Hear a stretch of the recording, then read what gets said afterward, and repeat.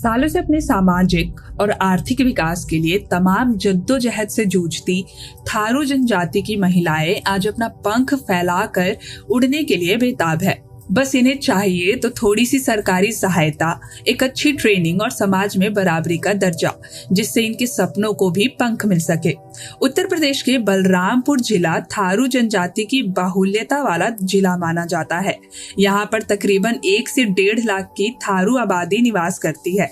अगर चुनाव की दृष्टि से थारू आबादी को देखें तो यहाँ सभी पार्टियों के लिए अलग अलग समय काल में बेहद महत्वपूर्ण रहे हैं, लेकिन थारू आबादी का जो विकास होना चाहिए था वो कामवेश कम ही हो सका है। इस कारण से थारू आबादी मुख्य धारा से कटी रही। वहीं कुछ गांव बलरामपुर जिले में भी ऐसे पाए जाते हैं जहां पर थारू आबादी के हर घर में एक सरकारी पेशेवर है, लेकिन कुछ गांव ऐसे भी पाए जाते हैं जहां पर थारू आबादी को अभी तक मूलभूत सुविधाएं भी नहीं मिल सकी है।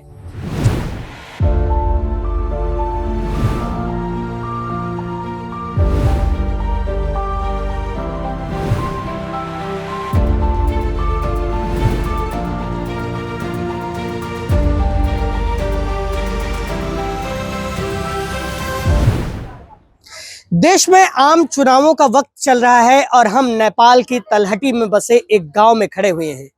ये उत्तर प्रदेश का श्रावस्ती लोकसभा क्षेत्र है और ये गैसड़ी विधानसभा का इलाका है। गैसड़ी विधानसभा के लोग इस समय 2 चुनावों में हैं। एक तो यहाँ पर उपचुनाव हो रहा है और दूसरी तरफ यहाँ पर केंद्र सरकार को चुनने के लिए आम चुनावों की बिगुल बज चुकी है। 25 तारीख को यहाँ पर मतदान होना है, लेकिन जो है हम गांव दर गांव इसलिए जो है खाक छान रहे हैं क्योंकि हम वास्तविक तस्वीर आपके सामने पेश कर सके। हम आज थारू जनजाति के बाहुल्यता वाले इस गांव में हैं और ये गांव अपने तरीके से जो है पूरे देश और प्रदेश में फेमस हो रहा है। फेमस होने का कारण ये है कि ये कुछ महिलाएं हैं जो अपनी पेंटिंग को बनाती हैं और इनकी पेंटिंग्स जो है देश विदेश में पहुंच रही है, इनको लोग जान रहे हैं। सीडीओ संजीव कुमार मौर्य और इसके साथ ही डीएम अरविंद सिंह और एनआरएलएम यानी कि जो विभाग है इनका, वो लगातार इन्हें स्वयं सहायता समूहों के जरिए जोड़ रहा है और इनसे इस तरह की प्रोडक्ट्स को बेचने के लिए और इन्हें प्रोत्साहित करने के लिए काम कर रहा है।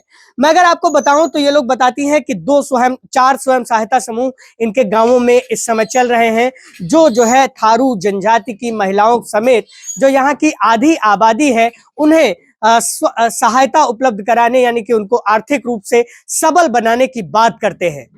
सरकारी तौर पर इन्हें 1,10,000 रुपए की धनराशि भी प्रदान की गई है, जिससे इन महिलाओं की कहीं ना कहीं तस्वीर बदल रही है। जी नमस्ते, मेरा नाम साध्वी है। साध्वी जी, आपने जो है अपने गांव मियाँपुर में एक अलग तरह की मुहिम शुरू की, जिससे जो है आज आपके गांव की महिलाएं तमाम जुड़ी हुई हैं। जी सर। क्या आप लोग स्वयं सहायता समूहों के जरिए क्या क्या कर रहे हैं और कितना लाभ और कितनी महिलाओं को लाभ मिल पा रहा है?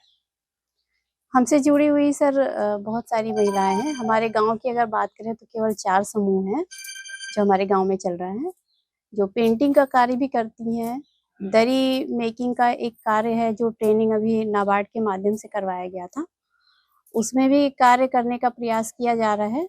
और साथ ही में गन्ना नर्सरी का कार्य चलता है, मशरूम कल्टीवेशन का कार्य चलता है।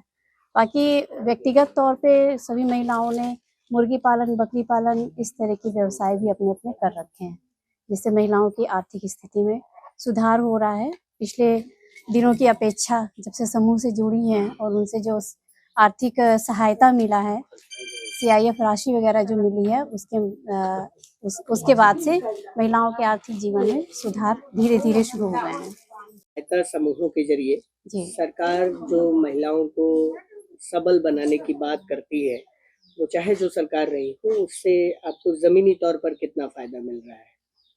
सर जमीनी तौर की अगर बात करें तो समूहों में पहली बात तो राशि तो सरकार दे देती है, लेकिन वास्तव में महिला को पता नहीं होता है कि अचानक से मिली उस राशि का उसका उपयोग कैसे करना है, कैसे उसका सदुपयोग करके फिर उसको व्यावसायिक रूप दे के अपनी आर्थिक स्थिति को बढ़ानी है। तो यहाँ पे कहीं ना कहीं थोड़ी सी चूक हो जाती है।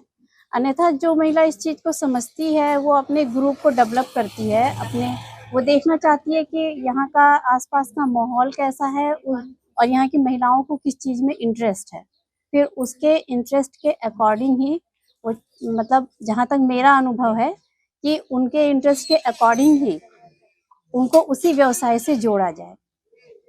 ये लोकसभा चुनाव का वक्त है, जी सरकारें, पार्टियां तमाम तरह के दावे कर रही हैं। जी सर। थारू आबादी के लिए कितना काम हो सका पिछले 10 सालों में या पिछले 7 सालों में?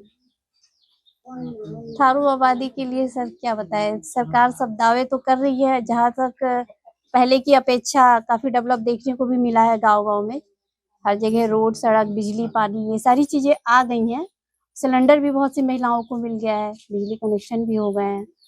अभी इसमें बस एक चीज कमी दिखती है कि जो यहाँ पे जनजाति वर्ग के जो पुरुष वर्ग हैं, ज्यादातर वो अपने क्षेत्र को छोड़कर किसी अन्य स्थान पे जाकर पलायन कर जाते हैं, दिल्ली मुंबई जैसे रास्ता अपना लेते हैं, चले जाते हैं अपने घर बार को छोड़ के। तो इस चीज में थोड़ा अगर गवर्नमेंट कुछ ध्यान दे जिससे कि उनके पलायन रुक सके। रोजगार हाँ स्थानीय जी, तौर पे मिलना स्थानीय बड़ी तौर बात पे कुछ रोजगार उपलब्ध कराए, जिससे जो इंटर पढ़ी हुई बच्चियां हैं वो भी जुड़े, और जो इंटर करने के बाद जो युवा वर्ग होते हैं जो दिल्ली मुंबई जाने का सोचते हैं, तो उसको ना सोच के वो अपने घर पे ही, अपने स्थानीय स्तर पे ही रहकर रोजगार करके अपने परिवार का भरण पोषण करें। जरूरत है सर। आप लोग महिला हैं, आप लोग वोट करेंगी, क्या सोच के, क्या मुद्दे होंगे आप लोगों के लिए इस बार वोट करने के लिए? खासकर थारू महिलाओं के लिए क्या मुद्दे होंगे वोट करने के लिए? सर हम सबका ज्यादातर मुद्दा तो यही होता है कि हमारे समाज का थोड़ा विकास हो, और जहाँ तक महिला सशक्तिकरण का तमाम सारे प्रोग्राम चलाए जाते हैं, तो उससे कुछ सशक्तिकरण, कुछ बदलाव तो दिखा ही है। और ये बदलाव भी, मतलब ये जो अभियान चला था वो भी इस सरकार के आने के बाद ही शुरू हुआ है, और अभी इस तरह के अभियान की और आवश्यकता है, और अभी जागरूक करने की भी आवश्यकता है। सरकारों ने कुछ किया या नहीं किया आप लोगों के लिए, महिलाओं के लिए, खासकर थारू महिलाओं के लिए? महिलाओं के लिए सर सरकार ने अब ज़्यादा कुछ नहीं बता पाएंगे, लेकिन उनकी जागरूकता को लेकर और समूह से जोड़ने के बाद उनके व्यवसाय को लेकर बीच बीच में कई तरह के प्रशिक्षण वगैरह कराए गए हैं ये मिशन के माध्यम से। और रहा सरकार का, तो सरकार अक्सर करके नारी सशक्तिकरण और उनके विकास की बातें करती रहती है। बच्चों की पढ़ाई लिखाई को लेकर भी वो काफ़ी अपना वो दिखाती है। तो कुल मिला के बहुत ज़्यादा संतुष्टि नहीं है, लेकिन ओवरऑल ठीक है। ओके जी, टाइप है। Okay type. क्या नाम है आपका? मेरा नाम सरस्वती देवी है। आप क्या करती हैं इस समय, कैसे स्वयं सहायता समूह से जुड़ी हुई हैं? कुछ मतलब नहीं ऐसा तो करते हैं, घर पे यहीं रहते हैं गांव पे, और यही मतलब सब बनाते हैं। पेंटिंग वगैरह, पेंटिंग आपकी दूर दूर तक जाती है, कैसा लगता है? अच्छा लगता है। आपके बच्चों की पढ़ाई में या आप लोगों के जीवन शैली में कुछ मदद मिल रही है इस तरह के कामों से? मदद का मिलती है, वो मिलती है, ज्यादा तो नहीं, थोड़ा बहुत हेल्प होता है। अच्छा, लोकसभा चुनाव चल रहा है, क्या लगता है कि आप लोगों के लिए सरकारों ने कितना काम किया? सरकार तो क्या किया है, ऐसा तो कुछ वैसा नहीं मालूम है कि क्या अच्छा किया क्या नहीं। आपके बच्चों के लिए क्या किया सरकार ने? कुछ बच्चे तो अभी पढ़ ही रहे हैं। रोजगार की एक समस्या है, क्या आप लोगों को भी डर लगता है कि रोजगार नहीं मिलेगा? ये तो देर लगी रहती है हाँ। कि पता नहीं बच्चे ने कुछ मिले रोजगार की नहीं मिले, क्या करेंगे, इतना लिखा पढ़ा करके कुछ नहीं मिलेगा तो कैसा बच्चे इनके सब रहेंगे जिएंगे। अभी ये तो कर नहीं पाएंगे, पढ़ने वाले बच्चे तो काम नहीं कर सकते हैं कि ऐसा कि जाए कहीं दिल्ली बम्बई कमा सकते हैं। तो मतलब यहाँ पे ना तो पढ़ाई का बढ़िया स्कोप है, आप ये कहना चाहते हैं, ना ही रोजगार का, ऐसा है? पढ़ाई अब यहाँ गांव में तो 5 तक है प्राइमरी, और कुछ कोई व्यवस्था नहीं।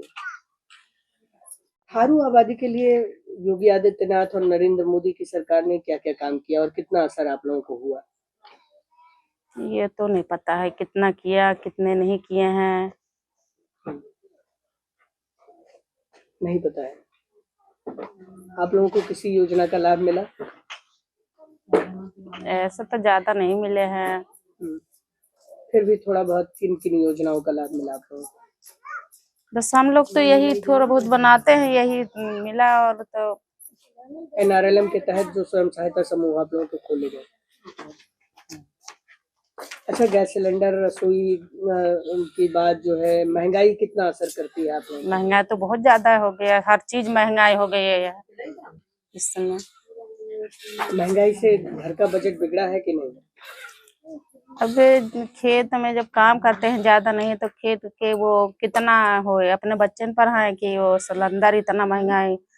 1000 1100 रुपया तो एक एक बार में सिलेंडर के। तो आप लोगों को तो सब्सिडी भी मिलती होगी? कुछ नहीं मिली है, सब्सिडी नहीं मिलती? पता ही नहीं चलती है। पता नहीं चलता है। अच्छा, सिलेंडर अब पहुंचाने के लिए गांव में आता है आप लोगों के? नहीं आता। नहीं आता। आप महिला हैं, थारू महिला हैं, कितना प्रभाव लगता है कि महंगाई का आप लोगों पे हुआ है? महंगाई तो बहुत ज्यादा लगती है। परेशानी है? परेशानी। खेत पात नहीं होता तो? खेत बात तो खेत से कुछ निकल जाता है तो वही खाते। मेरा नाम किरण है। आप किस हेल्पेज ग्रुप से जुड़ी हुई हैं? मैं सहायता समूह से जुड़ी हूँ। आप लोग क्या क्या काम करते हो स्वयं सहायता सर हम लोग तो पहले शुरू में हम लोग जुड़े, 10-10 रुपया जमा किए। उसके बाद दरी बुनाई किए, मतलब सीखे हैं दरी बुनाई के लिए। फिर उसके बाद पेंटिंग बनाना चालू किए। उसके बाद हम लोग वो मशरूम भी लगाए थे। मशरूम आप लोगों का बिका एक सीजन में? बिक गया था। एक सीजन में हम लोग लगाए थे, बिक गए थे। उसके बाद महिलाएं वो मतलब करने की वो इच्छुक में नहीं थी। मेहनत ज्यादा पड़ता था। अच्छा। अपना अपना मतलब करती हैं, थोड़ा थोड़ा अपना अपना करती हैं। लेकिन वो जगह एक ही है जहाँ पे आप लोग करते हैं? जगह एक ही नहीं है, अपने अपने घर पे अपने खेत में करती हैं। यार, स्वयं सहायता समूह से आपको कितनी आर्थिक मदद मिल पाती है? सर आर्थिक मदद तो मिलती है, यही है स्वयं सहायता समूह से। जैसे हम लोग कोई काम करना चाहते हैं तो स्वयं सहायता समूह से हम लोग जो सरकारी पैसा आता है उससे हम लोग अपना मतलब पैसा लेके स्वयं सहायता समूह से निकाल के और अपना काम हम लोग कर सकते हैं। फिर धीरे धीरे जब होता है, धीरे धीरे हम लोग फिर सूद ब्याज के साथ हम लोग जमा कर देते हैं। अपना दुकान खोली, मैं तो अपना दुकान खोली हूँ और बाकी मैं तालाब भी बनवाई हूँ, अपना तालाब बनवाई हूँ। फिर इस बीच में मुर्गी भी हमको मिली है, 40 बच्चे मिले हैं। मैं मुर्गी भी पाली हूँ खेत में। अच्छा, इन सारी योजनाओं से कुछ आर्थिक संपन्नता आई, कुछ पैसे आए आप लोगों के पास? सर बहुत ज्यादा तो नहीं, कुछ तो आई है। दुकान अब मैं अपना बता रही हूँ, सबका नहीं। जैसे हर कोई अभी इस उसमें इतना जानकारी नहीं है, उतना वो नहीं कर पाती हैं कि मतलब हम लोग क्या करें इसका, वो नहीं अरे फायदा नहीं कर पाती हैं। वैसे जो चीजें वो हम लोग बताते हैं, हम लोग करते हैं, बहुत महिला भी समझ नहीं पाती हैं कैसे के। ये केंद्र और राज्य की सरकार ने कितना काम किया थारू महिलाओं के लिए, कितना असर दिखाई देता है? अब ये तो मैं नहीं बता पाऊंगी, लेकिन ये जानती हूँ कि महिलाएं पहले से जागरूक हो गई हैं। जब से समूह चला है महिलाएं पहले से जागरूक हैं। समूह का फायदा मिलता दिखाई दे रहा है? हाँ, थोड़ा बहुत तो दिखाई दे रहा है। इस बार के लोकसभा चुनाव में कैसी सरकार चुनेंगे आप लोग? सर हम लोग ऐसे सरकार चाहते हैं कि हम लोगों का कुछ मदद करें। हम लोगों का जैसे बच्चे पढ़ाना लिखना चाहते हैं, बाहर जाते हैं, जिसके मतलब जो बहुत गरीब हैं, वो अपना बच्चा पढ़ाना चाहते हैं, वो नहीं पढ़ा पा रहे हैं, तो उनका मदद करें। हम लोग ऐसी सरकार चाहते हैं। स्कूल वगैरह आपके आसपास नहीं है? स्कूल है प्राइमरी। कोई हाई स्कूल या कोई? हाई स्कूल बालापुर में है, यहाँ तो नहीं है। बालापुर में प्राइवेट है, सरकारी नहीं। सरकारी है एक। उससे आप लोगों के बच्चों को पढ़ने में मदद कम मिल पाती है? ज्यादातर तो बाहर से बच्चे आ जाते हैं, इधर से ज्यादा बाहर से बच्चे आ जाते हैं, उधर से क्रिलिकीन ओपन करके।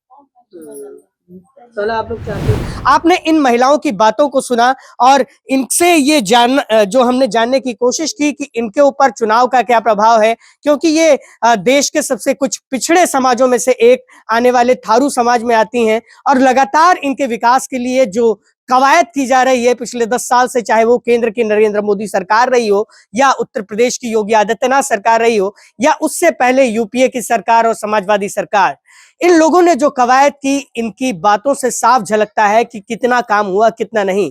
खैर, जो मौजूदा सरकार है उसने इन पर ध्यान दिया है और इसका असर ये हो रहा है कि इनकी जो इस तरह की पेंटिंग्स हैं वो लगातार जो है फेमस हो रही हैं।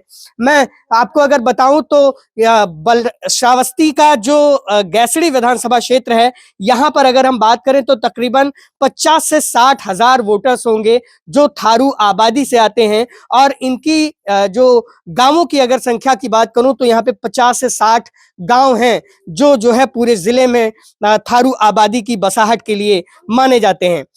इसके साथ ही अगर इनके अन्य परिप्रेक्ष्य में देखा जाए तो पूरे उत्तर प्रदेश में थारुओं की आबादी तकरीबन 10 लाख बताई जाती है और थारू आबादी वहीं पर रहते हैं जहां पर नेपाल की ये शिवालिक पर्वत श्रेणी गुजरती है जो भारत नेपाल की सीमा को अलग करती है।